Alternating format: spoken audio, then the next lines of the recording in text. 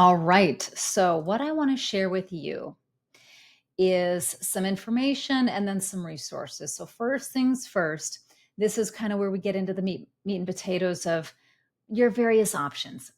Before we go there, I just want to remind you that the diagnosis of autism right now, that maybe you've recently received or that you received years ago, it is more prevalent than ever before. You probably know that. So, 1 in 36 kids in the US is being diagnosed annually.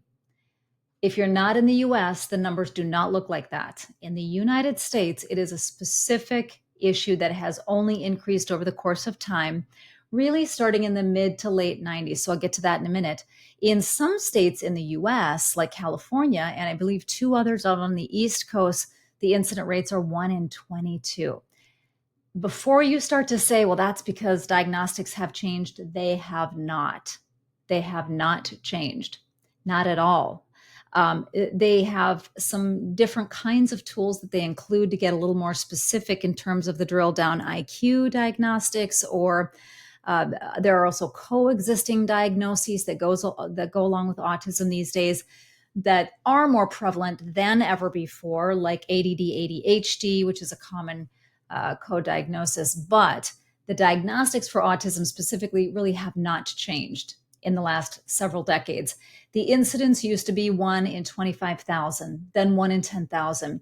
Then we reached the mid and late 90s, and there was, over the course of a 10-year period of time, between the late 90s and the mid 2000s, the increase in the rates of autism skyrocketed 110% in a 10-year period of time.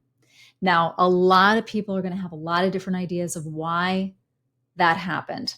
Some people really get into the idea of medical interventions and having too many medical interventions too early in a very young baby's life. In other words, too many for them to actually process. When you inject and introduce disease into the body in order to build the antibodies to fight that off, some wonder if that load, that disease load, and that really toxic load on the immune system is a little too much to handle.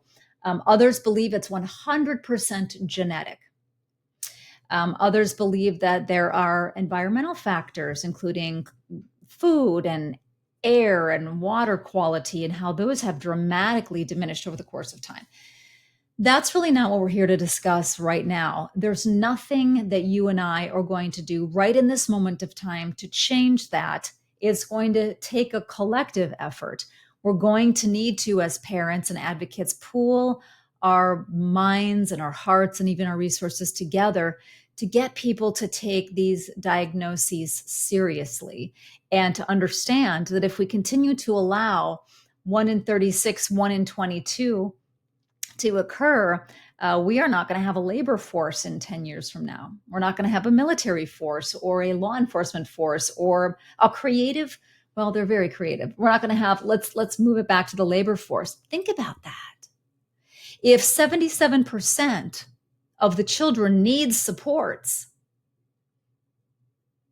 what happens to us as we age, right? We're busy taking care of others. So it's imperative that we get to the bottom of this, and it's really time. I'm just telling you from my heart to yours as a parent to parent, or guardian to guardian, isn't it time that we start figuring out collectively as a society what is going on that is bringing our children into a place of needing these levels of support? I think that's a very, very important thing to do. Now, I've only got 50 seconds left on this recording, so I'm going to jump you through a couple of websites. This is Autism Society.